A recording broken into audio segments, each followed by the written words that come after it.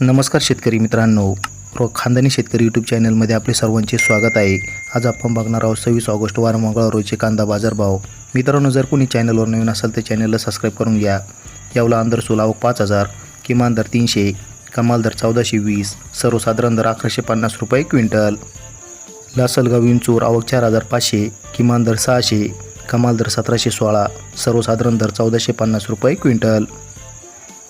मालेगाव मुंगसे आवक 13000, किमान दर 300, कमाल दर 1617, सर्वसाधारण दर 1100 रुपये क्विंटल।